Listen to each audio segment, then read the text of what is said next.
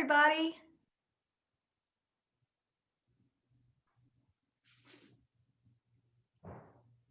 It's not happening yet.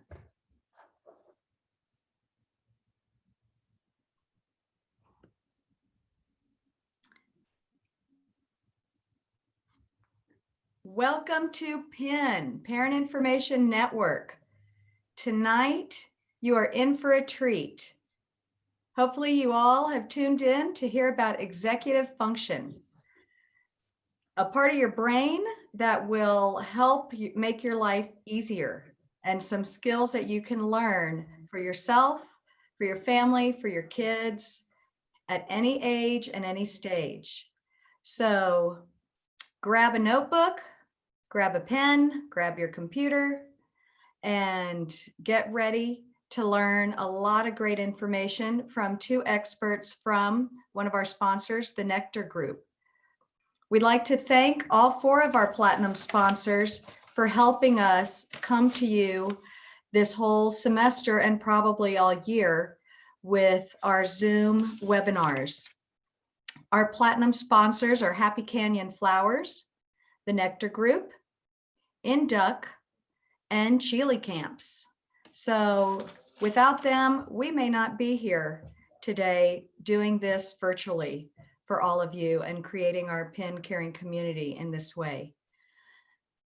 We want to introduce a Board of Education member of Cherry Creek School District, Ann Egan, who is going to just give us a heads up about the signs that you've been seeing posted in different yards, 4A and 4B.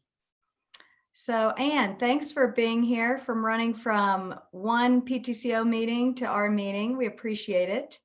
Can you give us a little more information about why people should support 4A and 4B if they're in the district? And we do have listeners who are not in the district but live in our area who might also be curious to know why this is important. Yes, absolutely. Thank you, Susu. And before the meeting, I was mentioning how it's been a long time. I see a lot of friendly, familiar faces, and I appreciate the opportunity to be here. I am actually a Board of Education member for District A. My kiddos went Bellevue campus, and I still have one at Cherry Creek High School. So I'm happy to be here. I was elected last November before we had so many changes that I don't need to tell you about. So anyway, I just working through that as well.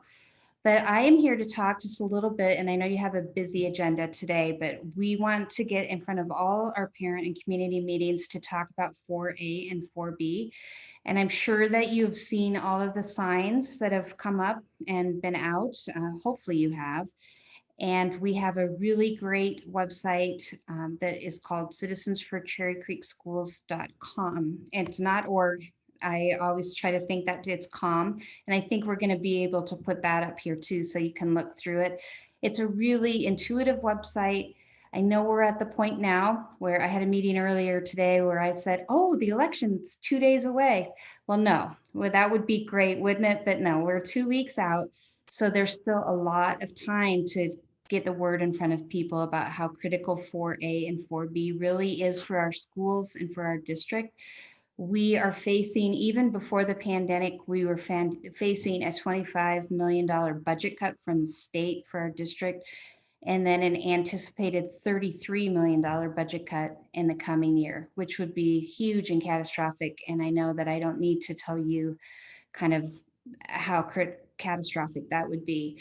So what these two initiatives do together is 4A is the capital piece of this. It's a $35 million mill levy override, which takes care of some of our safety and security needs. And it looks at retaining our excellent teachers and our small class sizes.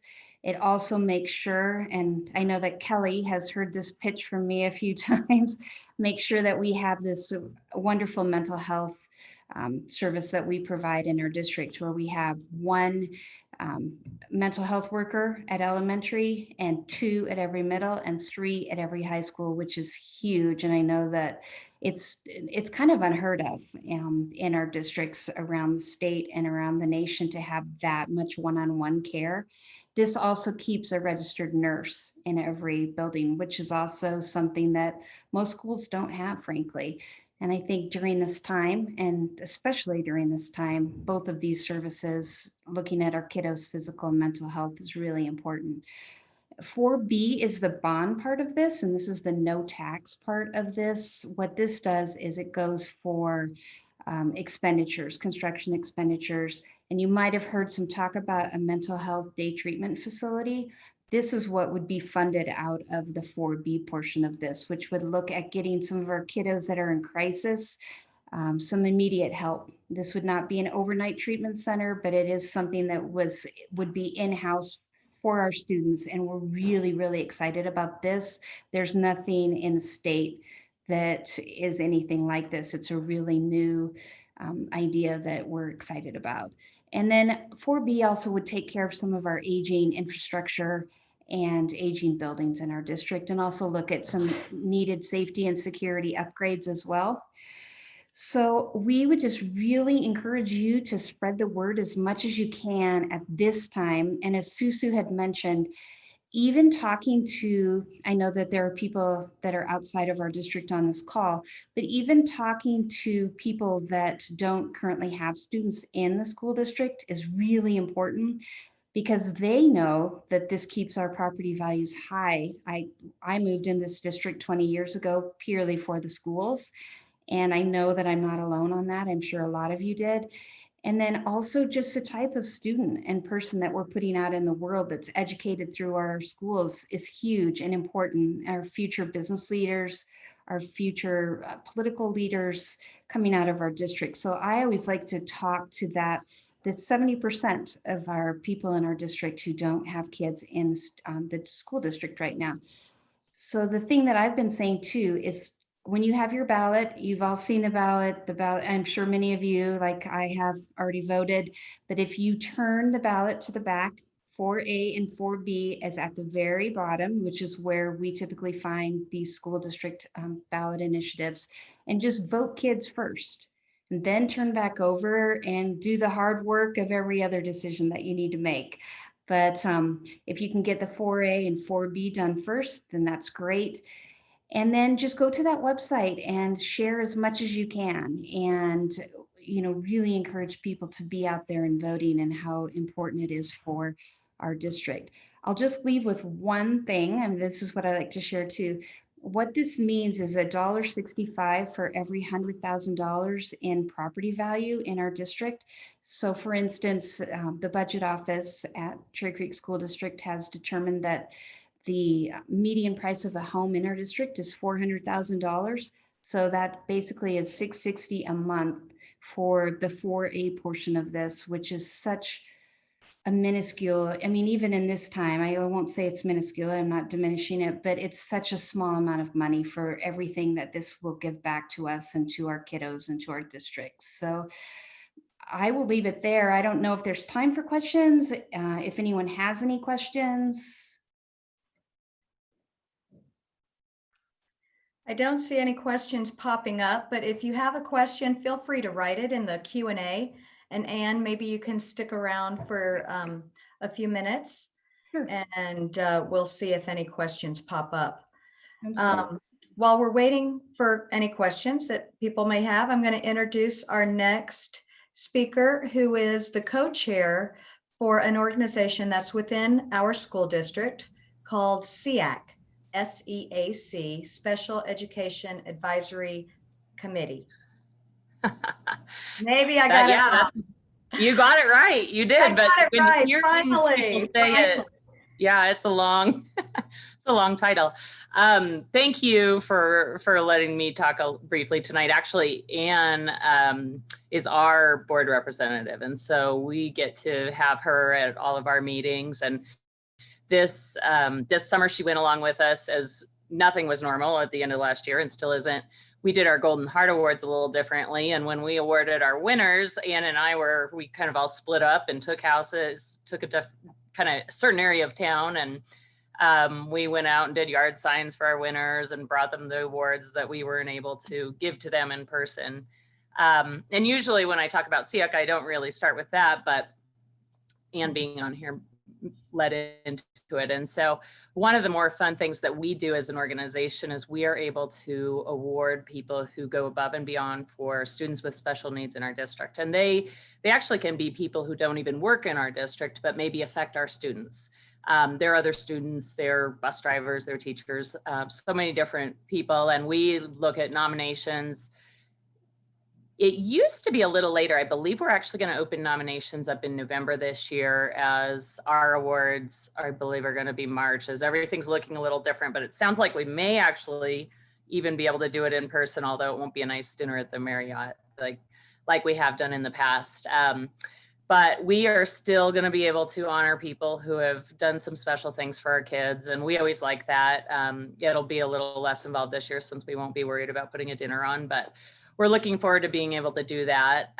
In the meantime, monthly, what we do is we meet with a group, sort of like PIN meets, and we have a topic each month. And this year has been a little different because the last two meetings have turned into a lot of resource, actually the district leaders have been on, and they have been, and we've had live chats going on with Tony Poole, who, if you don't know, he's one of our assistant superintendents, and he has, originally was over special education and nursing, and I believe mental health and a few other things. And his role is much more broad now, but he, in our last two meetings, was on and directly in contact with parents who are struggling, whether it's they chose remote learning or they're struggling with a hybrid, or kids like my son. I have a son who is at Grandview and he's in the ILC program. So what has been really wonderful for us is those students are in 4 days a week, as they're more difficult to work with online. Although I don't know if I'm allowed to say this about Susu, but Susu's kids are out of this district, and she is still volunteering with our district, which I think is pretty special. But I actually know her because she's my son's speech therapist. And so we have, a few connections, but I thought people might like to know that about you, Susu. I appreciate it. I appreciate that you're still doing that in our district. And she's in, right now she's in my home virtually twice a week instead of being in person. But we have a connection that way. And I appreciate that, and appreciate being able to tell a little bit more about our group. Our next meeting is, we always meet the second Thursday of the month, and we meet from 9:30 to 11:30, and Scott Siegfried will be our speaker, and it will be in a fashion just like this. And if you go, I think I saw the website just typed into the chat, or no, oh, okay, maybe it was just my title. Actually, if you go into the district website right now, we don't have a lot on there because we've been changing our topics as needs arise. And so you see our dates, and what you will see if you look under special education and the advisory committee, you'll see a link, and that will get you to our meetings. And so if you want to hop on in March, which I believe will probably be still meeting like this in March, or if you want to hop on in November with Scott and listen to what he has to say, or maybe get a hold of a district special ed person, it is a great opportunity to do that if you have questions, or if you just, need a little help. This year it's been a little different for us, but I think it's been good for our parents. So Kelly, can you tell people what the website is again? So, or maybe you can type it into the chat. Sure, so I'll that type it in. people can find that out. Yeah. And again, the information of the first Thursday of the month. Second Thursday of the month. Second Thursday of the month at 9:30. Yeah. And coming up in November will be Scott Siegfried. And then December, we've always done a parent coffee, and we are still thinking that we might just have a parent coffee and see if other parents of kids with special needs want to get on and talk. And we do definitely see a lot of different people. We've seen a lot more twice exceptional parents, or parents of, maybe they're twice exceptional, parents of kids who are twice exceptional coming. And actually, I think we're going to talk about that early next in 2021. But we, you know, a kid on a 504 to a kid who's in an ILC program, we try to make sure we have topics that are relevant, and hopefully they can get something out of our meetings. So anyone who's concerned about their kids' success, that might need to support their kid beyond just regular education through a 504, through an IEP, through different accommodations, may want to check out SEAC and go into those tend to be smaller conversations, and you have access to district people. And you've got a great support network as well. So I highly encourage you to look into SEAC. And Kelly, you're going to put the website in the chat. Yep. So you can stick that on your calendar. So Thank you. all right. Thanks, Kelly. And it looks like we don't have any questions for you. So you are free to go eat dinner. All right, I'm going to stick around for a little bit, but thank you. So All if anyone right. wants to, just let me know. I actually will put my email in the chat too if anyone wants to reach out to me after. Oh, I appreciate that. Thank you very much. Sure, thank you. Good to see you. You. All right. Well, we are ready to roll. The people that you see on the screen right now, there are 4 of us from our pin board, and you will see Shari, who is a co-chair with me. I'm Susu Duga, and I am a co-chair, and I'm also in charge of programming. Trish DeVue, who is part of our pin board team, and Carrie Lee, another member of our pin board team. So thank y'all for being with us. And you know, all of these programming and the webinars and everything that's done behind the scene, our great website, which has continued to grow and adapt to the needs of our community. It all happens because of volunteers who want to have a say in creating a caring community that of other like-minded parents, not necessarily like-minded and everybody's thinking the same or voting the same, but what we are like-minded about is caring for our kids and caring for our families and being proactive. And so if you are interested in that kind of community, go ahead and look at our website, pincccsd.org, and feel free to drop us an email, pincccsd.org @gmail.com. And we will be happy to get in touch with you. We are looking into developing. You can also, on that website, while you're there, you can subscribe and sign up for our emails so you learn right away what is the presentation that is forthcoming, when the podcasts are posted, which is, or the videos are posted. Usually that's within 24 hours from the time of the presentation going live. And just peruse the website and see all the information that you can find that will be helpful in your journey as being a parent.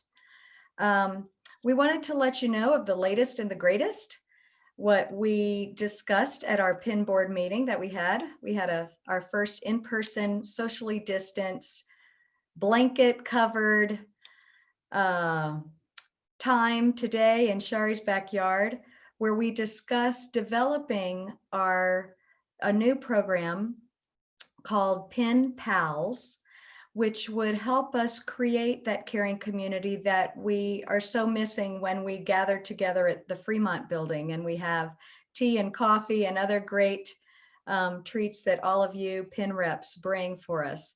But we're trying to create Pin Pals, which will be a group of people that meet on an opposite day potentially the first Thursday of the month. We're not quite sure, but we need some help from somebody who feels compelled to help us chew on this idea of maybe there's, last week or 2 weeks ago, we had the ADHD webinar. And, some of you tuned in just to learn about that. And maybe you'd like to continue that conversation and create some support around that. Maybe after hearing about executive functioning and avoiding meltdowns and improving planning and organization, that you say, oh my gosh, we need a little group about this. So we've got lots of ideas and we need some of your feedback. And so if you're interested in that, drop us an email, please, at pinccSD.org@gmail.com. Stick on your calendar. Our next presentations will be, again, the first Tuesday morning of the month at 9:15, November 3rd, Election Day. And it will be talking to your kids, how to talk to your kids. And then on November 10th, it'll be a more serious topic involving vaping, drug abuse, and marijuana. And you're welcome to bring kids who you think in your family who you think can handle that information. We're suggesting middle school and up. And those two will be presented by people from Sandstone Cares. So right now, and if we did get a lot of feedback from the ADHD webinar that was 2 weeks ago by our same presenters who you'll hear from tonight. We would like to suggest to you that you send the link that you got in your last email, or that you can go directly to our website and you send that link to your teacher, your kid's teacher, and they can benefit from that information that is right up their alley, that they will be so appreciative for that support and for those resources. So please remember that any of your teachers, any of the staff at the schools are very welcome to being part of our PIN presentations live, like you see right now, second Tuesday of the month in the evening, first Tuesday of the month in the morning, or later on at your own convenience. So remember to reach out to your teachers. That's it for right now from me. I'd like to thank you for being here. If you need to stretch, you get to do that. But we are ready to start with Andrea and Dani, who will be teaching us about executive functioning. Take it away, gals. Great, thank you so much. I'm Andrea Pitman. I'm the executive director at the Nectar Group. And we're so excited to be here tonight. We're going to just start out by sharing just a really short smidge about who we are and who the Nectar Group is, 1 or 2 minutes there, and then we'll dive into the content that I'm sure you're excited to get to. So my background is as an educator. I certified to teach middle school and high school at the beginning of my career, and then moved out of the classroom and into the field of neuroscience. I became really curious and passionate about understanding how to treat the root causes of learning challenges and how to really optimize our brains for optimal performance throughout school as well into life. And then Dani, I'll let her tell a little bit about herself. Great. My name is Dani Gugel, and I am the center director over at the Nectar Group. I was a middle school teacher, not only in Douglas County, but also in DPS and internationally for 10 years. And I was a middle school educator, and I got my master's as a reading interventionist as well, and then came on to the Nectar Group full time when, I found the company as a actual second job, and then found that it was my passion, because for so long as an educator, I felt like I didn't know enough about how to help my students with learning challenges, or, you know a lot about differentiation, but you don't know what's going on at the root level or in the brain. And so I've learned so much about all of that since leaving the classroom. But I definitely love being able to do these presentations, give back. I'm born and raised Colorado, product of Douglas County Schools. And so I can tell you it's, so important that we support our schools in 4A and 4B because, the schools give so much back to the community. And this is our way at the Nectar Group to be able to do the same. So we're super excited to be able to give you guys a lot of information tonight on executive functioning and how to help as parents and as educators if your teacher's watching this live or later on. Thanks, Dani. We'll also be taking questions throughout, so please feel free to use the Q&A box and ask us any questions that you have.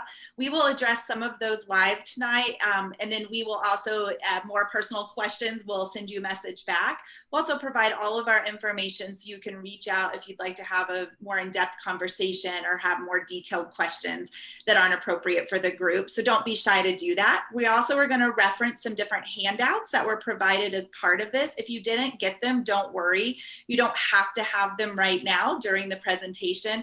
We can make sure that you get those. Those will be available through a couple of different means when they send the follow-up information from this webinar on the website, and we can send it to you directly as well. So just know when we reference handouts, those are going to be resources that you can take with you.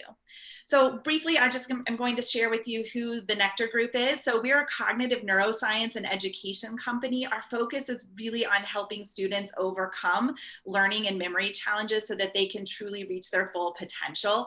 All of our programs and the work we do is grounded in neuroscience, as I've shared, and we really work on therapies that truly change the brain.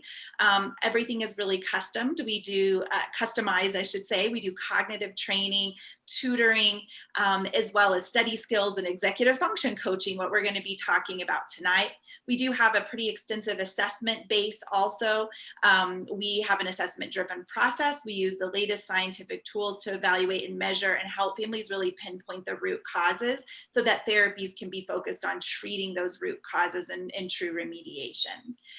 We are able to work with children starting as young as 4 years old, and we go up all the way through the lifespan. Our oldest client is 67, but the vast majority of our clients are K through 12 students, of course.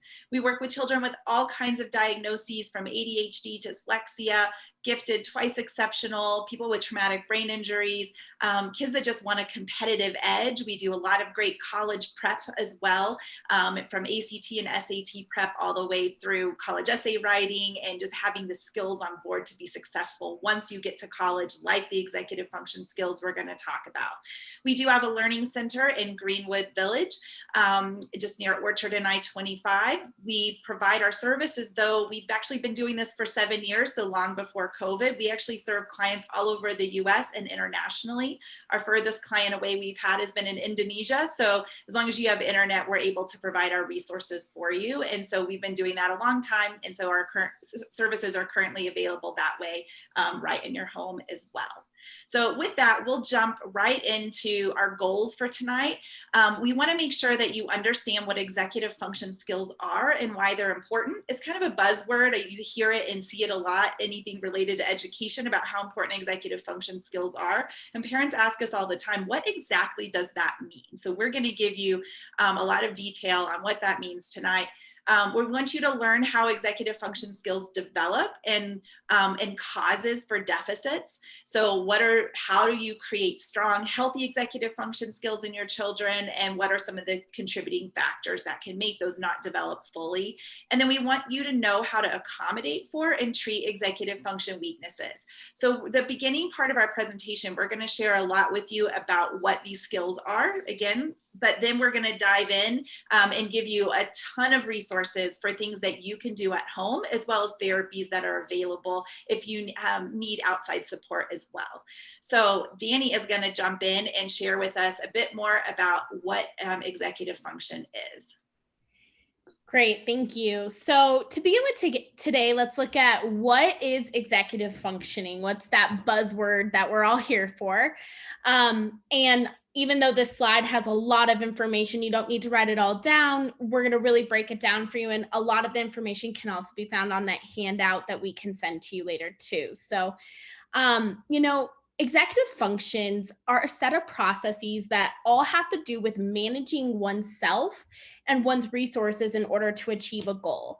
It's an umbrella term for the neurologically based skills involving mental control and self-regulation. The executive functions all serve a command and control function. They can be viewed as the conductor of all your cognitive skills as well. Executive functions help you manage life tasks of all types. For example, executive functions let you organize a trip, a research project, or a paper for school. Often when we think of problems with executive functioning, we think of disorganization. I think that's probably where most parents are pulling their hair out. But organization is actually only one of the important skills. Other skills are resisting temptations and resisting acting impulsively, filtering out distractions, which we all need right now, holding and manipulating information mentally. So really that, mental process, and then adapting to changes in the environment, something called cognitive flexibility. And we always like to really have parents think of executive function as air traffic control. And here's why. Dr. Deborah Phillips, a psychologist at Georgetown University, describes executive function as working like air traffic control because you have to be able to focus, hold, and work with information in the mind, filter out distractions, and switch gears. And that's just like air traffic control system at a busy airport at DIA and having to manage all of that. And if those skills were not on board, it would be a disaster like the one we see in the comic on the screen. So it's like, you're clear to do whatever. That's what the brain is like if you don't have those strong executive functions. And that's what we're here to really help avoid and help to build those skills up so that can be clear skies for your kids. Hopefully you're getting kind of the big picture of what our executive function skills do, but let's go deeper and look at the details. There are 12 skills that make up our executive functioning. All 12 are listed with their definitions in your handout for reference, so you don't have to write them all down, but we'll walk through them together. The first executive function is response inhibition. And that's the capacity to think before you act, the ability to resist the urge to say or do something. And it allows us the time to evaluate a situation and how our behavior might impact it. Our second executive function is emotional control, the ability to manage emotions in order to achieve goals, complete tasks, or control and direct behavior. The third, one of the hardest, I think, with remote learning, hybrid learning, or even just working from home, is sustained attention. And that's the ability to maintain attention despite distractions, fatigue, boredom, our pets barking, our phones going off, all of those things. 4 is organization. And this is obviously the one that most parents really think of or associate with executive function. And that's the ability to create and maintain systems to help keep track of information or materials. It could be physical organization, but it's also mental organization. 5 is flexibility. It's the ability to revise plans in the face of obstacles, setbacks, new information, or mistakes. 6 is goal-directed persistence. And this is the ability to have a goal, follow through to the completion of the goal, and not be put off or distracted by competing interests. 7 is working memory. And working memory is something, we at the Nectar Group work with every single day with lots of students. And working memory is foundational to executive function because it's the ability to hold information in your memory while performing complex tasks. Think of those multi-step instructions that you're giving your kid. I need you to go do this, this, and this. That's the ability to really keep it in your working memory. 8 is task initiation, and that's the ability to begin projects without undue procrastination in an efficient or timely fashion. Something that I'm sure a lot of our high schoolers and middle schoolers struggle with too. 9 is planning and prioritization, and that's the ability to actually create a roadmap to reach a goal or complete a task. It's, the ability to break down studying for finals into concrete blocks of time and steps of how to get there. 10 is time management. And a lot of people think, well, how is this different than planning and prioritization? But time management is actually the capacity to estimate how much time one has, how to allocate it, and how to stay within time limits and deadlines. So really being able to see all of your life put together into time increments and plan out what you need to get done in that time available. 11, my favorite, is metacognition. And metacognition is the ability to stand back and take a bird's eye view of oneself in a situation. So it's your reflection, which we all know is so important for kids to learn how to do. Every teacher's like, yes, metacognition is huge and it's part of growth mindset. And metacognition is the aptitude to observe how you yourself problem solve. So it's self-monitoring, it's self-evaluating. Why did I choose to do that? What was the outcome? What could I have done differently? Those things that can help our students, even if the outcome was not ideal, how do we look at that and learn from it?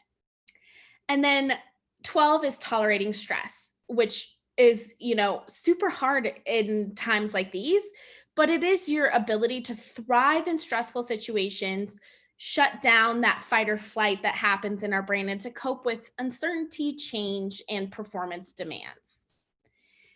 So these 12 skills make it possible to mentally play with ideas, take the time to think before acting, tackle and meet head-on novel and unanticipated challenges, resist temptations by connecting consequence to behavior and evaluating pros and cons, to stay focused and see a task through to completion, and override our autopilot or natural tendencies. And for kids, that's huge, that last part. Sometimes they are driven by autopilot. So we have to give them the tools to steer them away and take over. Obviously, these are all skills we want children to have to be able to independently manage their lives in a safe and healthy manner. Lapses of executive functioning are very common.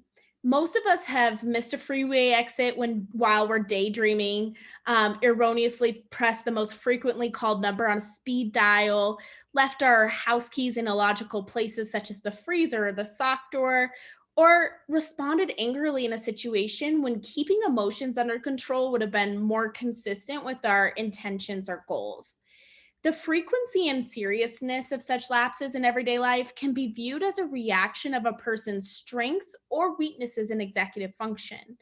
We use our EF skills throughout all facets of our lives on a daily basis. And I think that's something that's so important for students to understand, because executive function is actually a driving factor in your success when you're, in a workplace environment or in college. So, putting that as a why for students and why we need to work on these can help them kind of know it's a lifelong skill and function.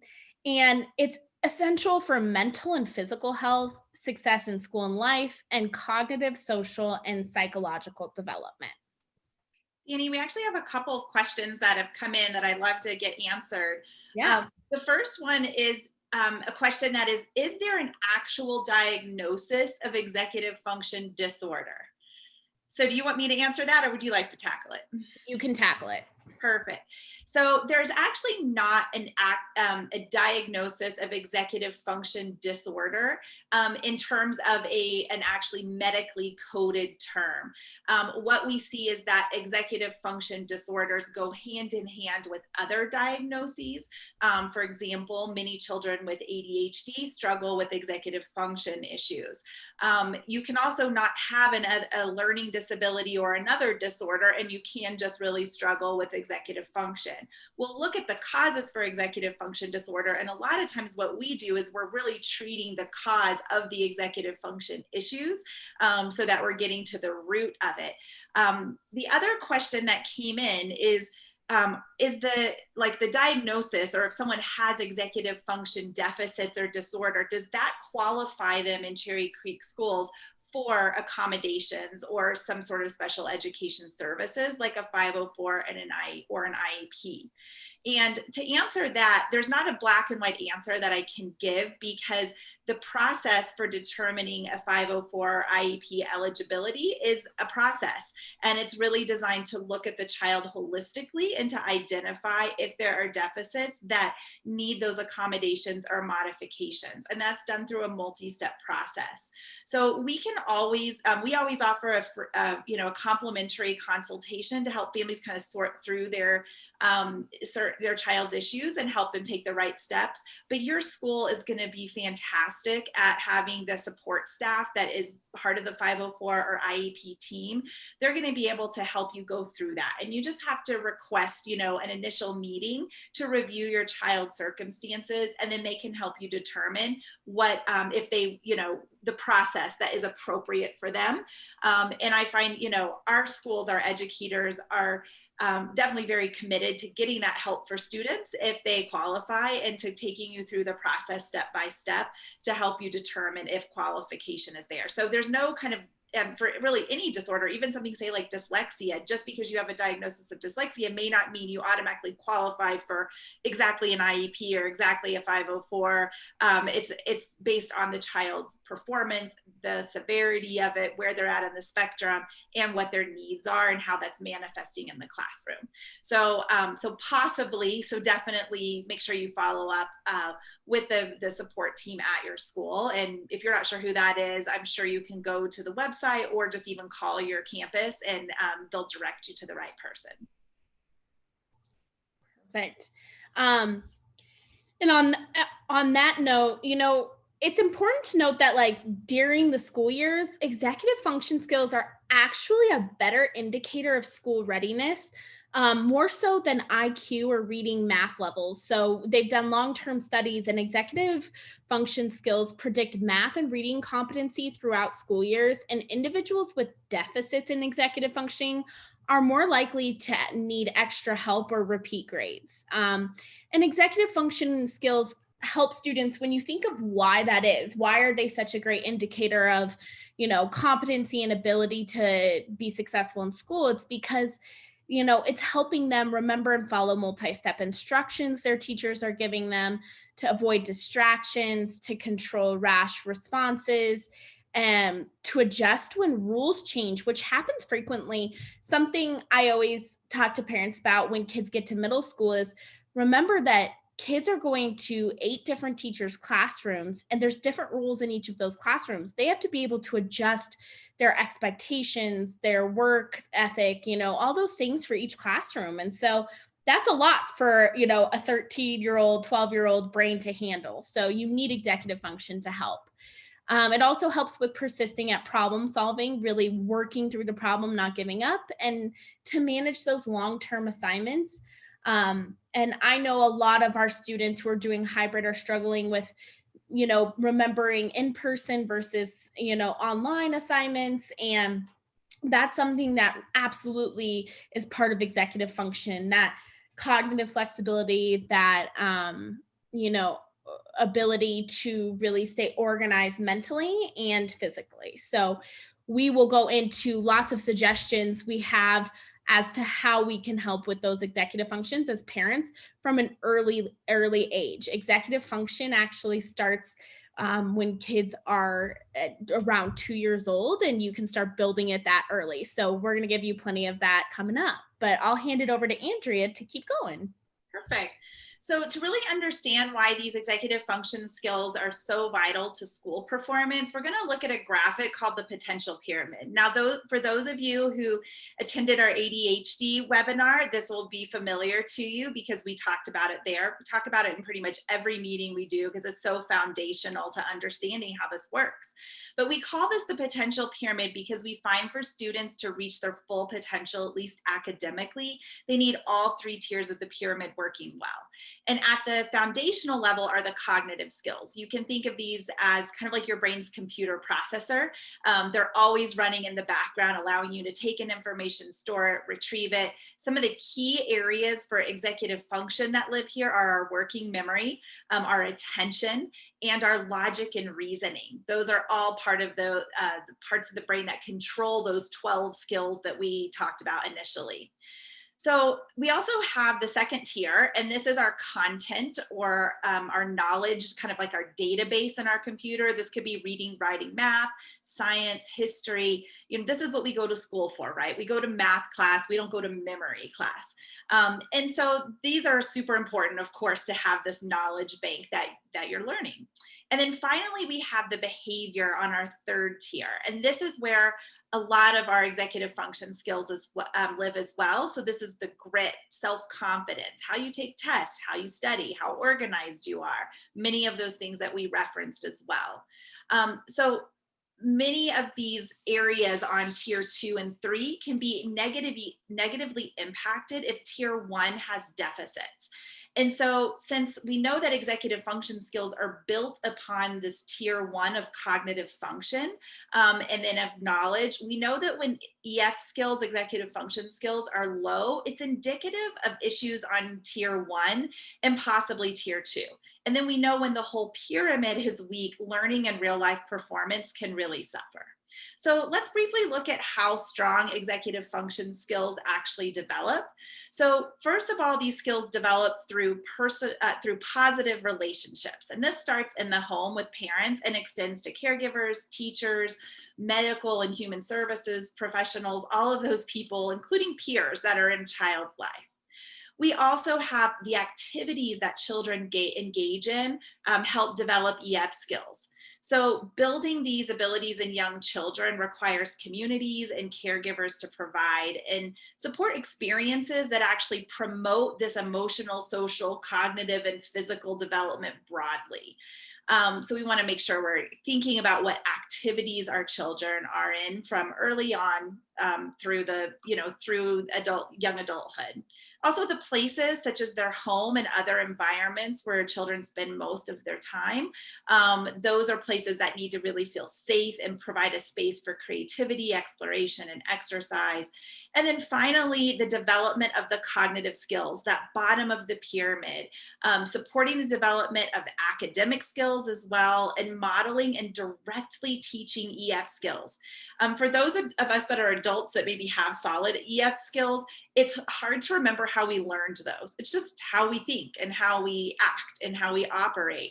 But we forget that a lot of these, and especially for children who maybe have some deficits here, they actually really have to be directly taught.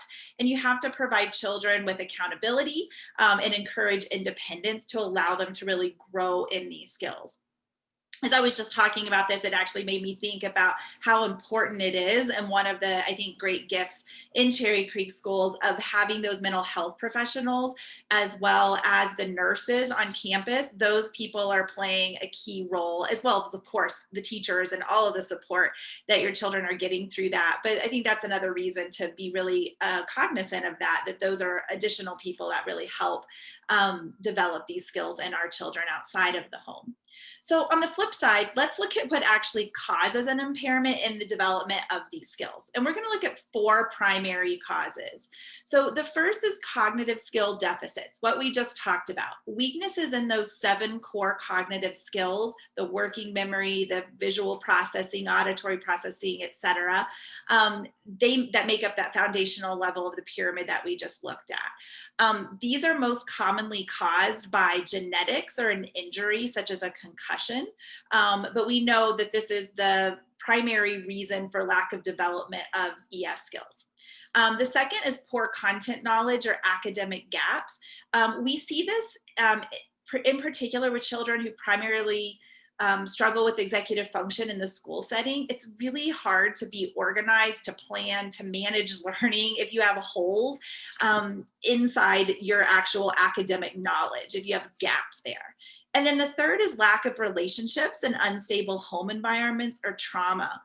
We see this a lot in children who come from adoption to their permanent families. And we see that they can, if there was some trauma in early childhood, it can really impair the development. Now, we're not talking about everyday heartaches and challenges that we all deal with, that life brings to everyone, but these are more significant abuse, neglect, trauma, extreme stress, kind of toxic stress from stressful environments. So those are things that really disrupt the brain circuitry's development and can cause these executive function issues and trigger impulsive kind of act now, think later behaviors. And then finally, children will fail to develop executive function skills if there's a lack of opportunity to develop independence and problem solving. So I think this is a really important one because it's one that as parents can be really hard, but it's also something that we have a lot of control over. We do know that cognitive skill deficits are the #1 cause of poor executive functioning skills. However, the second most common cause or contributing factor is this lack of opportunity to really develop those executive function skills. So you've probably heard of this term called snowplow parenting, and it is usually not presented in a super positive light. So I've given you a couple of funny images that hopefully give you a little bit of a chuckle about it. If you're like most parents, you've probably done your fair share of snowplow parenting yourself. Snowplow parenting is where just kind of out of good intent, as a parent, you remove obstacles for your child. This can be small things like your child forgot their homework, and so you drive it up to the school to bring it to them so they don't get penalized. Maybe they forgot their lunch, those kinds of things, all the way to like, we've kind of long forgotten this in our crazy world we're in right now, but the drama that unfolded with college admissions scandals last year, where parents were paying huge sums of money to buy admission into universities for their children. So intentions are certainly good, and parents are really just trying to help. I've never seen a parent that's not just trying to help their child and really pave the way or plow the hurdles out of their way. But this style of parenting is actually very detrimental to the development of those executive function skills. Think about the only way that a person can develop these skills is to use them. So just like a muscle in your body, it requires effort to grow and strengthen. And that only comes from them actually having to solve some of their own problems and face their own challenges and learning from successes and failures alike.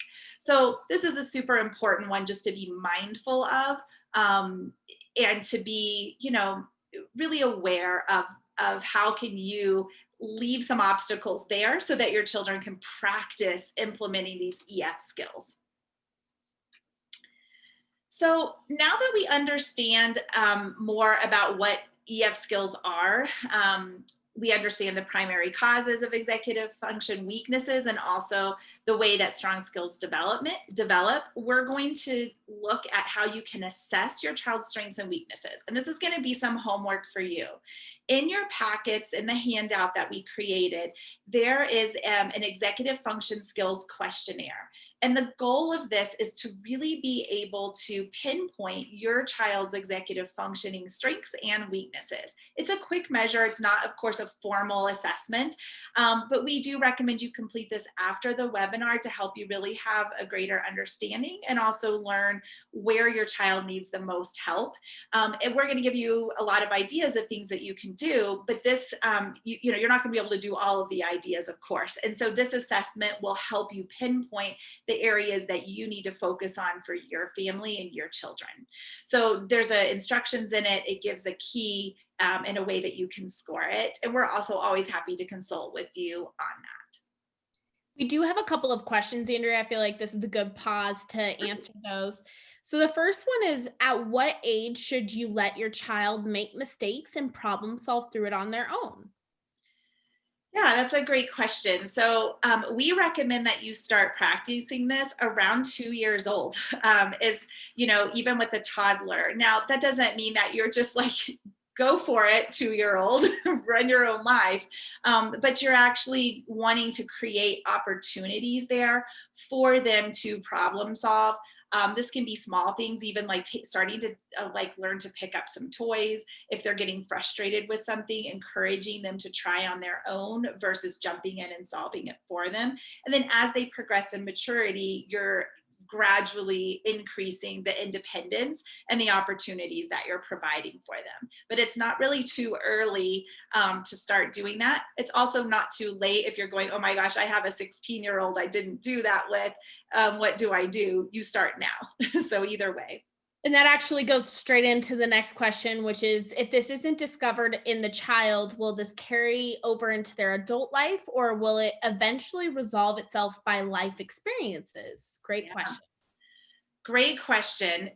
We don't typically see that it corrects very easily, even with life experiences. Now, and that depends on the severity and the individual and what supports they have in their life.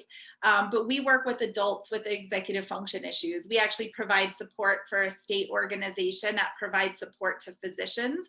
And the number one call we get from them referring doctors into us are physicians who are struggling with executive function skills. They can't keep up with their paperwork. They're disorganized. They may be great at providing medical care to the patient, but they can't manage the other things. And so they're struggling in their job, or maybe they're not following some of the hospital policies and paperwork and systems and those kinds of things. And so we need to still help them develop those executive function skills. So some people do develop it through those life experiences, but that's the exception, not really the rule. So we definitely encourage parents, if your child is struggling with this, not just to assume that they're going to outgrow it, because the younger you start working on it, the easier it is. Yeah. And that's going to go straight into what we're going into next, which is arguably the most important part of today's workshop, which is how you yourself as a parent can actually help your child with their executive function skills, and recommendations for how to help them grow. Really quickly, a couple of people asked, where can you locate the executive skills questionnaire or the packet? I believe it maybe got emailed out earlier from PIN Network, but if not, we will put our contact information up at the end of the webinar, and you can absolutely email us and we can get it to you, right away. And then we can also make sure that it's accessible if they send out another email. Last time after the ADHD one, they sent a follow-up email with it as well. So we will make sure we get that to all of the people asking, because we want to make sure it's a tool that you can use at home. So first, when we're talking about how can we help our students with executive function weaknesses, the question that always comes up is, can they be improved or even be cured? And to answer this, it's important to understand that, like all learning disabilities, executive function deficits and related disorders such as ADHD occur on a spectrum from mild to severe. Effective treatment moves one to the less severe end of the spectrum, and in some cases completely off of the spectrum, where diagnostic criteria are no longer met, and you could say that the individual has been quote unquote cured. But the more severe, the less likely a complete cure is, but it's very possible to move from severe to moderate or even mild. And certainly from mild to off the spectrum is really realistic. And there's two approaches to addressing executive function weaknesses. The first is to teach the child compensatory measures that allow them to work around and compensate for the weaknesses by accommodating and modifying. The second option is to treat the root issues with intervention. And while compensation will allow school, work, and life to be more manageable, it doesn't treat the root issue at all. And so the child isn't necessarily going to progress to a lesser degree of severity on the spectrum. This is the most common approach. And when you research recommendations to help your child with poor executive function, the majority of suggestions will be compensatory measures, which makes sense. You have to be able to get through day to day. But the good news is that through effective and properly applied intervention, treatment of the root causes is completely possible. It's important to understand that compensatory measures focus on coping with the problem and symptom management, while intervention focuses on overcoming the problem by treating the root cause. So, a great example of this is, a couple years ago, Andrea blew out her ankle and she had to be in a boot and on crutches and go through PT for over 2 months. And the boot and the crutches were compensatory measures. They didn't treat the ankle, but they were really necessary to help her really remain mobile, get around that day-to-day life function. But the treatment was the physical therapy that she did 3 days a week, and then in between appointments at home for 3 months. So if you only wear the boot and the crutches, you're never going to really actually regain the strength in the ankle. So you need both elements to get better. And it works the same way with improving EF skills or any other types of learning challenges. So both compensatory measures and intervention are necessary for successful treatment. So first, we're going to look at ways you can help your child with accommodations and modifications for each of the 12 key EF skills. So here are the actionable steps. Let's look at the first EF skill, response inhibition. So to aid your child in this area, if this is an area of need, you're going to work with your child to lessen multitasking. This may involve reminding them or helping them focus on one thing at a time. You should guide them to turn off notifications on the computer, the phone, even remove phones from study areas, because the brain is struggling with that, ability to inhibit, oh, somebody liked my Instagram picture, I want to go look at it. And so if you're struggling in this area, you don't have that inhibition. And so you want to really be able to help remove that situation for your child. Also, you want to really provide a quiet, steady place away from others, help them have a clear, clean workspace. Work with your child to create a daily routine for them to organize their desk before starting work. And finally, set up a do not disturb time for them to work independently, and make sure the family respects these.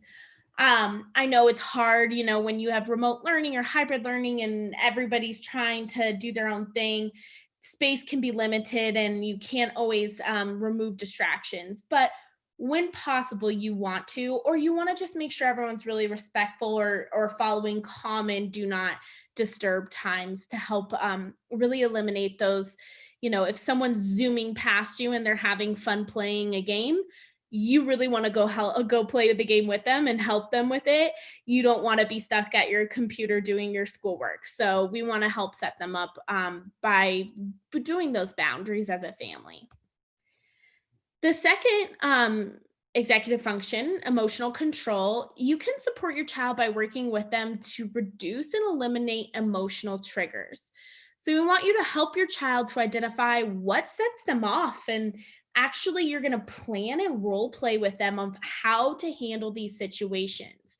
So something that they actually do in preschool, and why we say that you can start to develop executive function that early, is that they oftentimes are going to explore and rehearse healthy coping mechanisms for those situations that are triggering, and then helping the children to explore different types of coping.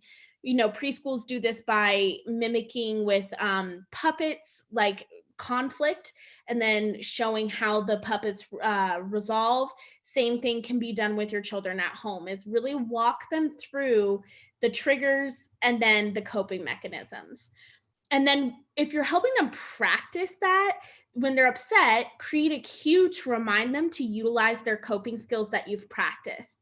Also encourage breaks. Stepping away from a charged situation can do wonders. One of the ways kids learn this is by watching others.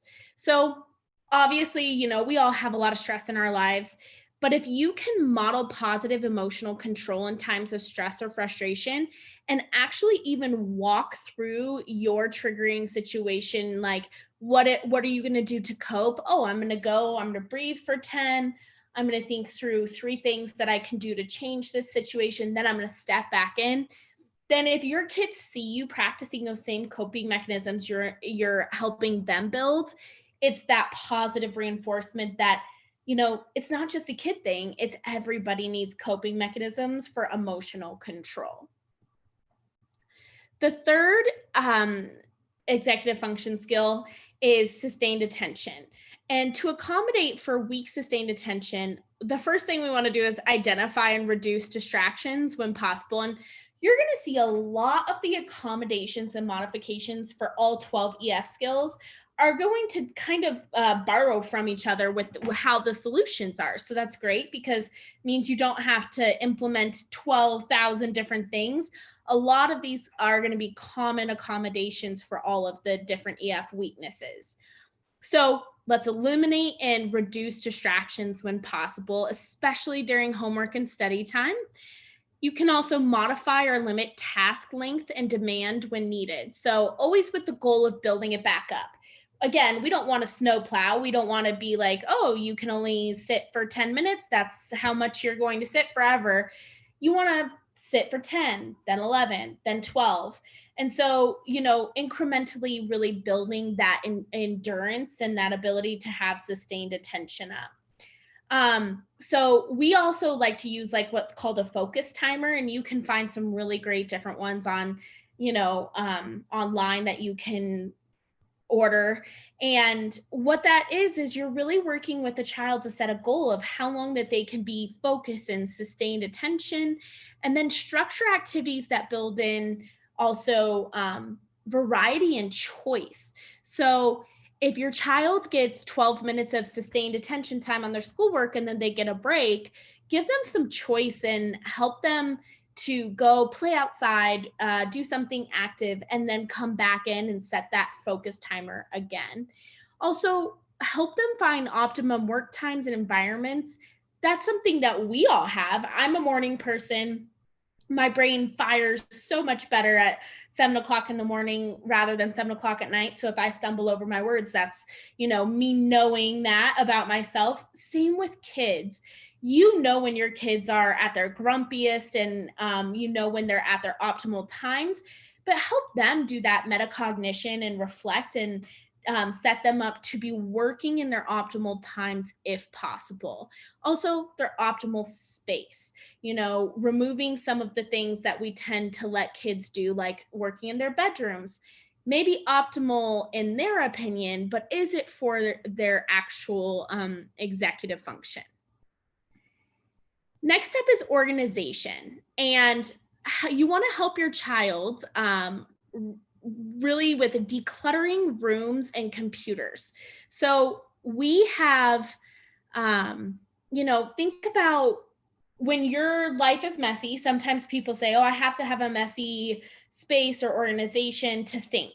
That might be your way to be really creative, but for kids, we really do need to help optimize organized desktops on computers and iPads, rooms that are clutter-free.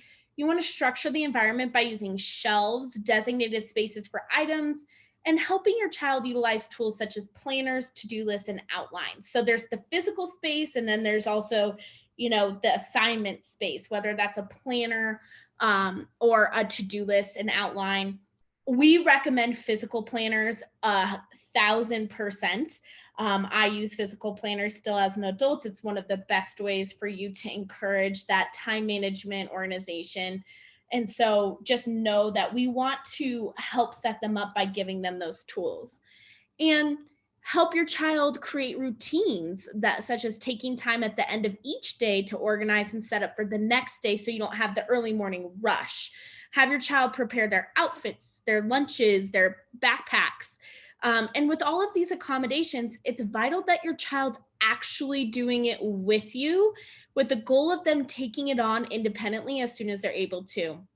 You don't want to be doing all of this for them, because then inevitably, when they do have to take on some of it themselves, they don't have the ability, or they don't know all the small nuances of being prepared themselves. Flexibility, cognitive flexibility, is a tough one on the whole family.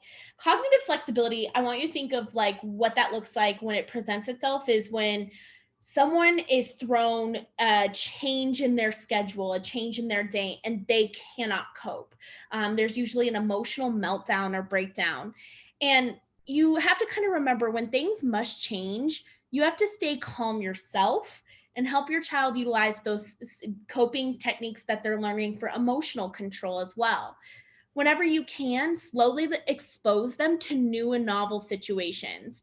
You do want them to get used to maybe being thrown into something spontaneous so that they can learn how to, yes, plan ahead, especially for how they'll cope with those unexpected situations, but also how it's okay for those spontaneous situations to happen. And when you're working through change, be sure to take breaks. So if you're helping your child kind of get used to some random situations happening, make sure that you're giving them breaks and that you're not doing it too often, because it's really emotionally hard work for kids that struggle with this. And goal-directed persistence. So, this is a favorite area for us at Nectar. Goal-directed persistence, if your child is low in this, they really can't see the big why, the future. They're a day at a time kind of kid.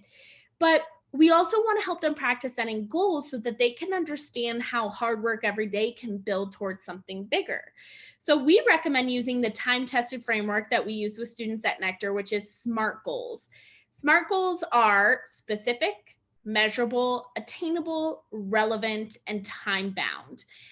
Make sure that these goals are broken down into small, manageable steps. I'm not going to get straight A's for the semester. That's not a SMART goal. It's how am I going to get there? How am I going to make things that are measurable, time-bound, attainable, and then breaking it down into those small steps so that there's also rewards along the way. You want to make sure that kids feel like, oh, I conquered that step towards my long goal. This is a tangible reward, verbal positive feedback and encouragement. Those can all really help with getting your kid towards those goals. Because obviously we all know, any of us who have tried to implement a workout regime or something like that, a big change in our lives, we know that if we don't have small tangible rewards along the way, it can get discouraging and you can want to give up on those long-term goals. One of the top areas we work with at Nectar is working memory. And the primary accommodations for this skill is called offloading. This is where you remove some of the memory load so that there's less to hold on to in the working memory. You can do this by helping your child write checklists, writing down instructions for them versus giving instructions verbally only, especially multi-step instructions. One of my favorite stories, and I know I told this in the ADHD one, so bear with me if you heard it, but we had a mom who came in and said she'll give her daughter 3 things to go upstairs and do. And then when she came upstairs to check on how those were going, her daughter was covered in glitter, and that is exactly what happens when your working memory isn't optimal and you can't remember. You go upstairs and you're like, okay, mom told me to put on pajamas and then I don't know the rest of it. So I'm going to, go and maybe I don't have that inhibition control to really stay focused. So we really want to help them with writing down instructions and then building up to where their working memory can hold on to things. In school, when it's possible and appropriate, if kids are older, sometimes they can audio record directions or lectures. They can use flow charting to indicate steps in longer assignments, or color coding is one of my favorite things to do. When I was a middle school language arts teacher, we used color strips to teach paragraph organization and what needs to be incorporated, and colors can be so optimal for triggering memory. So use color coding for sure. For task initiation, you can help your child utilize personal cues and prompts. Have code words or alarms to help your child get it started. You can help them do the most painful part and rip the Band-Aid off by helping your child just get started, even with the smallest part of the task. It's funny, I was actually helping my adult sister with an essay for her grad school application this weekend, and she was sitting there just stuck on her initial paragraph and just sat there and said, you need to go around it. Don't start with the beginning, go and flush out the rest of it and come back. And then you'll have a good idea of how you want to hook the reader, because you're going to know where the rest of the essay goes. And so help your kids with things like that. Go around, do something different just to get them moving. And then you can come back to the part they're stuck on. And then Also, the reward for self-initiation is that they're building the habit, but they're getting things done. They don't have to be stressed. They don't have to, procrastinate and do it at 10 o'clock at night the day before. So they're going to learn like, okay, these are good things for me to like get myself started and initiate tasks. For planning and prioritization, there are many tools to help. This is another case where developing color code systems for files, projects, or activities works well. So I am a huge proponent of this for high schoolers. We actually do this in 2 ways at Nectar. With their physical planners, we actually color code planners with them where one color is for their assignments they have to do that day.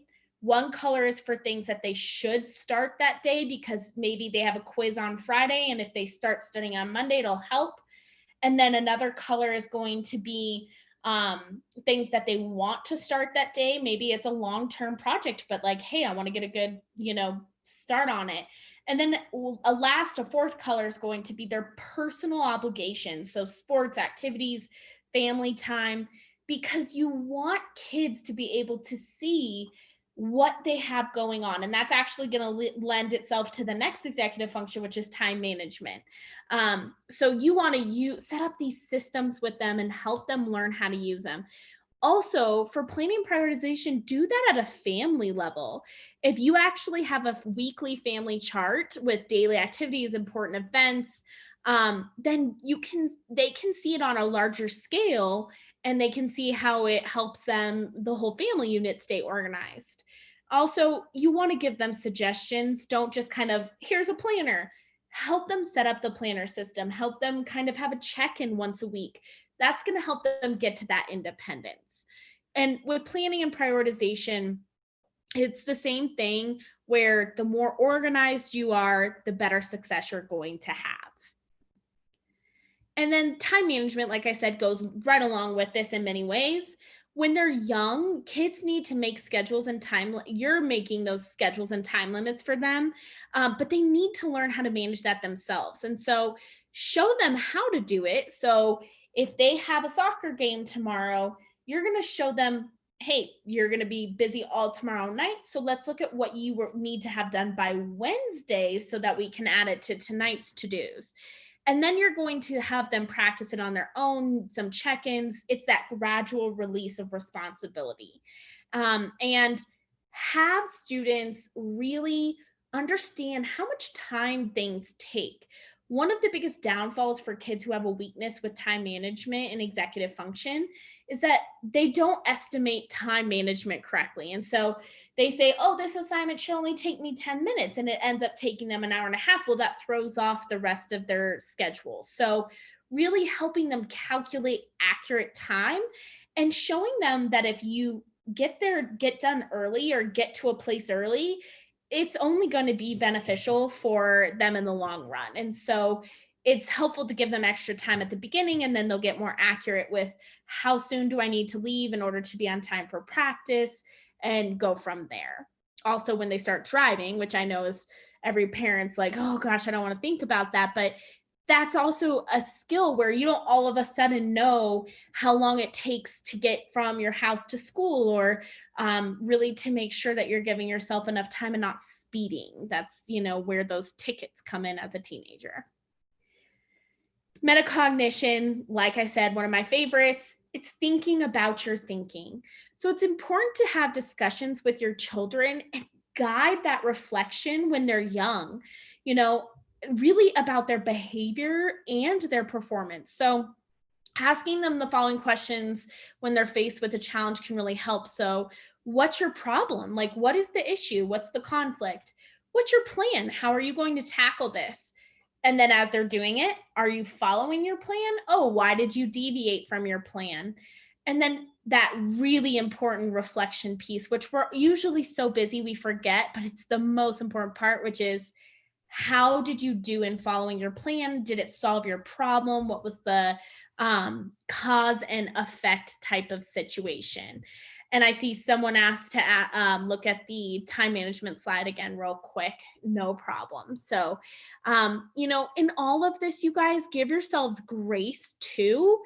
that you're not going to tackle every executive function at the same time. It's exactly what we said when we were giving recommendations for parents with ADHD. You can't tackle all of the things at once, or else it's a big task in itself. Small steps, really solving and getting certain systems in place first, and then going from there. And then the last executive function is tolerating stress, which we all need no matter what. And, you know, you need to have emotional check-ins to self-assess how things are going. And that's going to cue your child to do their own emotional check-ins if things aren't going well. If we can teach children when things are not ideal and then what the healthy next steps are, then they're going to utilize the resources either at home or at their schools. You know, we heard such great things about how Cherry Creek is trying to take care of the mental health of students, and that's so important, especially at a time like now. But we need to teach them. You can't just assume they're going to utilize those resources unless we teach them that that's a healthy coping mechanism.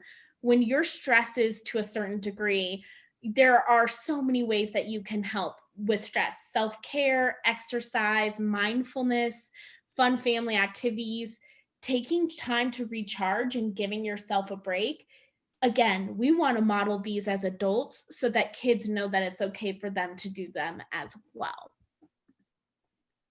So as Dani shared, we know that this is just a ton of information on those accommodations. So just again, a reminder that you want to utilize that questionnaire to identify your child's top weaknesses and then pick the ones that are most pertinent and relevant for them. And I did get some clarification that packet will be on the PIN website. So you'll be able to get that. And then in the chat, I also provided our email if you want us to send it to you directly. So lots of ways that you can get that. So next, we're going to look at some treatments that actually can help address the root issues so that you maybe need less of those accommodations. Our goal is always correcting course where we can so that we move a student to the place where those accommodations are no longer needed and we're not having to do so much work for that. So in order to dig into that, I first want to give you a real quick, I have to, with my background in neuroscience, always give you a little bit of a neuroscience lesson. And we need to just understand how is it that we can improve this. And I always think this is fantastic because this is good news for all of us. There is a principle in neuroscience called neuroplasticity, and it simply means the brain's ability to change.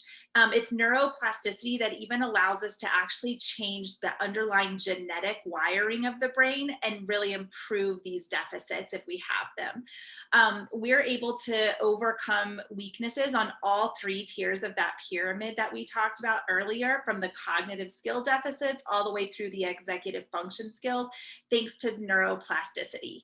And the term neuroplasticity simply means neuro, like the brain, nervous system, neurons, and plastic, which means moldable, malleable, flexible. So again, the brain's ability to change. And even many of the innate skills that we've talked about, like working memory, logic, and attention, are soft wired versus hardwired, thanks to this, the moldable brains that we all possess. There's actually a law in neuroscience called Hebb's law, and it simply says neurons that fire together wire together. And we get neurons to fire and wire together by exercising or stretching specific parts of the brain. So much like we can target a muscle, like, you know, if I have a weak bicep, I can do bicep curls and push-ups. And if I do that frequently enough, I'm going to have a bigger, stronger bicep. The same is true with the brain. We just build neural connections, not muscle tissue, of course, when it comes to the brain. There's a researcher named Dr. Michael Merzenich. He's actually the inventor of the cochlear ear implant. And the cochlear ear implant works specifically by rewiring the brain using neuroplasticity to hear in a different way. And he says your brain, every brain, is a work in progress. It is plastic. And from the day we're born to the day we die, it continuously revises and remodels, improving or slowly declining as a function of how we use it. So I always say this is exciting news for all of us. He also says in a different quote that this ability to change our brains exists cradle to grave. So whether you have a 3-year-old and you're looking at getting them a great development from early on, or you have a 17-year-old, or you yourself struggle with these skills at 37 or 47 years old, it's never too early or too late to start improving. Anytime we learn something new, neurons fire and wire together to form neural networks. And you can actually see these on brain imaging or even on an autopsy of the brain. They're kind of like a highway system that information travels on throughout our brains. So when someone is weak in one of the cognitive or executive function skills, such as memory or processing, their tracks tend to be narrower and kind of bumpy because less neurons have fired and wired together. So we say that they have a dirt road where they need a paved highway. So effective intervention for these issues actually rewires and changes our brains by paving those neural highways. It's kind of an easy way to think about something that's pretty complex. So let's look at some of our options for doing this. And the first step to engaging in the right therapeutic interventions is to have your child tested so that the root cause can be pinpointed. There's a lot of different options for testing, and we're happy to consult with you on that to direct you, whether that's through a special education program in your school, through private practice, a doctor's office. But testing can really save valuable time and money and effort by allowing the root issues to truly be unearthed so that we make sure that we're treating the right things. And so based on the root issues present, there are kind of 2 types of interventions that can be utilized. There's functional interventions and there are emotional interventions. And first, we're going to look at the functional interventions. Specifically, first, we'll look at cognitive training. So it's vital to understand that the majority of the time, weak executive function skills, as we talked about, are caused by one or more weak cognitive skills. In fact, the National Institute of Health did a long-term study looking at the causes of learning and executive function difficulties and found that 80% of the time, the cause was weaknesses in one or more cognitive skills. And this results in a lot of issues such as poor academic progress or performance, limited opportunities, kind of struggles with life, social issues, work and school performance. So we know that addressing any cognitive deficits is arguably the most important step you can take to help your child really overcome those executive weaknesses. So the way that you treat from a therapeutic standpoint, those cognitive deficits is through an intervention called cognitive training. So this is our expertise at the Nectar Group. And Dani, will you pop that next slide up so we can look at that? Perfect. This is our expertise, as I was saying. Cognitive skills training is where we're really pinpointing those underlying issues, and a child works one-to-one with someone called a certified cognitive coach. They're much like a personal trainer for the body to target those weak areas and stress them through mental exercises, just like you could stress the muscle through physical exercises. And there are exercises that target all 7 cognitive skills in the brain. And then back to that Hebb's law, we know that when we do that, those neurons fire and wire together, and thus we pave those dirt roads for those cognitive skills that may be causing the issues of learning disabilities or executive function weaknesses. And this is the most effective therapy for the cognitive specifically, if your child's executive function skills are caused by cognitive issues. The next is a great option for students who are struggling to manage school because they have content weaknesses or because of poor executive function have missed some of their foundational instruction in the classroom. And this is just simply one-to-one tutoring. One-to-one tutoring really can make a big impact. It's just important that you make sure you work with a tutor who does understand cognitive skills and executive function skills and how they impact learning to get the highest quality. This is recommended over a small group or classroom instruction because the focus is on individual student specific needs. We also do offer this service at the Nectar Group, and all of our staff are certified and degree professionals who know how to do this. But we see that, you want to make sure that the focus is on the student specific needs. We see in one-to-one intervention, you can make significant gaps in shorter periods of time. You want to work with a tutor who's going to do some constant assessment of the student's progress and needs, and that's someone who's going to give them explicit and direct instruction and how to apply executive function skills to their actual school and homework.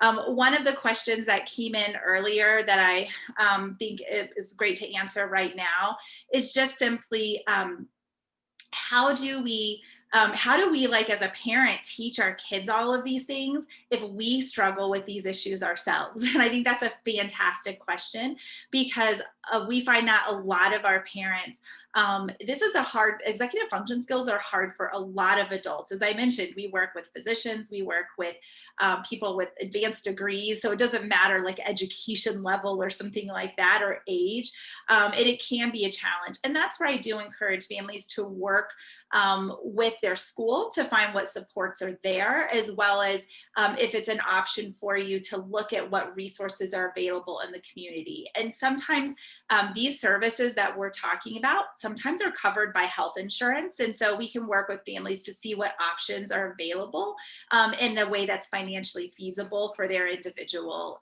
family situation and needs. So I would just encourage you, if this is something that's hard for you, don't be shy to ask for help.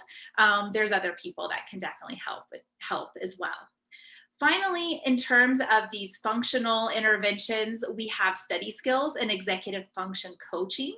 This is something that we also offer at the Nectar Group and find that it's really vital for overcoming EF weaknesses, as it really tackles these skills head on with direct instruction and practice. When our program, we cover all the skills that are listed on the slide, from time management to test taking strategies, how to take notes, how to take responsibility and self-advocate for your needs as a student, all of those different things. So whether you work with us, with your child, or someone else, we recommend you find a program that includes these key elements so that it really does address all 12 of those core issues that contribute to executive function. Let's also look at the emotional interventions. So first is counseling, which can consist of talk therapy, play therapy, art therapy. While this doesn't treat those root issues of the pyramid, it can be really important as it helps children to learn and practice strategies to mitigate those executive function weaknesses. It helps you, really helps children to cope with the kind of emotional impact of the symptoms, and helps them learn how to challenge any negative thinking and help build up their self-esteem. Another thing to consider with psychological or kind of like counseling interventions is to consider some parent coaching. This can give you some emotional and intervention support and help you navigate the best ways to communicate and work with your child through some of their difficulties, how to handle a meltdown, how to handle some of these, cognitive inflexibilities and things that can be really difficult for the whole family. Another type of emotional intervention that I'll reference, and we won't go into a lot of detail on this because I know we're at the end of our time tonight, but is neurofeedback. And neurofeedback is where you learn how to have more control over your actual brain waves in order to control attention and emotional regulation. And so this is something that you do with a person that is a neurofeedback provider. And I will tell you, just as kind of my public service announcement, that providers vary greatly in skill and quality, and that impacts the outcome. So we are always happy. We do not provide this service. We also do not provide counseling, but we are very happy to provide referrals for you for people that we've vetted in the community that we know have the training and the qualifications to provide really good services. And so this is a great therapy for helping with attention, anxiety, depression, and trauma recovery. So if those are some of the causes for your child's EF issues, then we definitely recommend you consider this. And then finally, we have social skills groups. These groups are facilitated by professionals who, through group interaction, really kind of teach children how to notice subtle nonverbal cues, how to remain attentive during conversations, how to inhibit impulsive or social behavior and respect boundaries. So this is not something that we offer. It's been a little bit hard to meet social groups during the pandemic and closures for group interaction, but there are many resuming and there are some online. And so we can always help you get plugged into the best ones there. Great. So in addition to the accommodations and interventions, we want to provide you with some ways that you can encourage and support the healthy development of executive function skills at home. We've broken down these suggestions by age group for you. And just so you know, as part of the handout, this is all coming from a really great resource from Harvard, and it gives you even more activities and ways to do this than what we have pulled out for the slides. So just make sure you utilize that handout for your child's specific age group, because there's really great things. So for infants and toddlers, there's really fun ways to interact and play that are helpful. Some examples are lap games, sensory activities to explore colors, shapes, and texture, simple chores like putting toys away, matching socks, cleaning up small messes. And then you kind of want to start to introduce rules and then the difficulty of rules as they get older. So for example, if you're playing a game with your child where they put a block somewhere based on shape, and then as they're getting older, you're introducing colors and shapes. So, oh, if we're playing the color game, this block goes here. But if we are playing the shape game, this block goes here.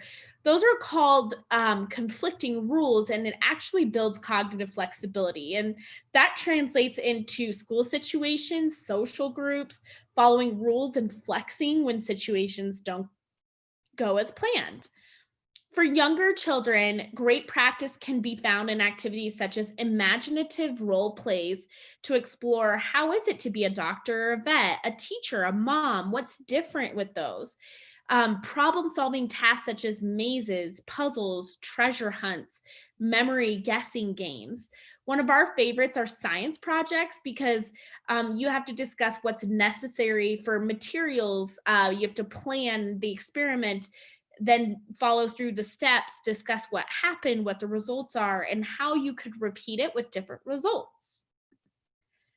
With older children and teenagers, it's great to participate in an organized sport, music group, theater, activity.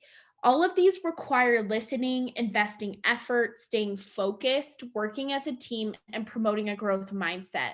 They also have to learn to juggle these activities with school and home responsibilities. Another great way to spend time with your teen and support EF skills is by having a family game night where you play games involving strategy. I will be honest, and since the beginning of March, I've been lucky enough to be able to do a family game night with my family and my siblings and my parents. And, you know, even as adults, it stretches your ability to plan, prioritize, your patience, monitoring of progress, delayed gratification, and problem solving, and that sustained attention. If you're playing a really great strategy game, kids have to be able to put their phones away in order to win. So it can help with that sustained attention and focus, and, you know, not getting distracted. Older children and teens should also be responsible for projects around the house, such as gardening, fixing things, baking, really anything that involves planning of steps, execution, and monitoring a process that they can own from start to finish. And we get that this can be a lot, you know, and we really want to be able to help you guys with any of your questions. So to end tonight, Andrea is going to go over ways that we can help, and then we'll send you on your way, because we know it's probably bedtime for a lot of people. Thanks, Dani. And you probably saw this in the chat, but the board has just shared the link to where you can get the handout. So if you're eager to take that quiz for your child and review some of the notes that we talked about, make sure you grab that out of the chat, and you'll be able to access that. So, you know, we've given you tonight just kind of a summary, extensive information on what executive function skills are, a method of how to identify your child's strengths and weaknesses through that questionnaire. We've also covered accommodations, 6 types of intervention to help treat, along with a lot of different ideas that Dani just went through of things that you can do at home. And those are summarized in your handout as well. So we just understand that this can be a lot. Don't go try to do all of them, or it'll be really frustrating. We know that when children struggle with EF skills, it can be a major stressor, not only for the child, but for your whole family. And so I just want to share with you the resources we offer at the Nectar Group. They're on your screen, but we do offer all types of testing. We offer cognitive skills training, that tutoring, the executive function coaching, one-to-one coaching for students on goal setting and future planning, counseling, parent coaching. And something that I will make sure you're aware of is we do offer for families that participate in our webinars, whether you're watching this live or if you watch it later as a recorded version, we do offer a complimentary cognitive screen. This is where your child goes through about an hour and 15-minute assessment of those core cognitive skills. And it allows us to really identify if those are contributing to EF issues or not, and help you come up with an action plan for what you can do at home, or if further testing or intervention is warranted, and what the best ways to pursue that. That might be something with us, and it might not be if it's not our expertise, and we can help you get plugged into the right resources that are available for you. So we'll pop up here on the screen a page with our contact information. It's pretty easy to remember. You can just email us at getanswers@thenectargroup.com, and we are happy to get that set up for you, or just to answer any questions that you didn't get to ask tonight. We hope that you've taken away some valuable resources to be able to utilize, and thank you so much for spending so much of your evening with us. Thank you, guys. Wow, golly, I know I just wrote about 7 pages of notes, just scribbling as fast as I can, and I know about executive function. So for those of you who are just introduced to executive function, I'm sure this was like drinking out of a fire hose. So complete, so thorough, and with really useful information that you can put into action. So thank you, Dani and Andrea. I appreciate so much that you were able to share this information. Remember, the handout is available on the PIN website, pinccsd.org/executive-function. And you can find it there, and pass it along to other people who might need this. As we are reminded today that executive function hits all of us at any age, from 2 to 100. You know, we're all dealing with various skills. Some are growing, some are decreasing, some are challenged, some are strengthening. So thankfully, we now have ways that we can build that and get better. So thank you so much. We look forward to people following up with you if they need to. I appreciate your generosity in donating your time and your expertise. And we will see all of you who have joined us either live or later. We'll see you in November for our presentations on November 3rd and November 10th. So have a great evening, and remember to vote. Have a great night. Bye. Everybody.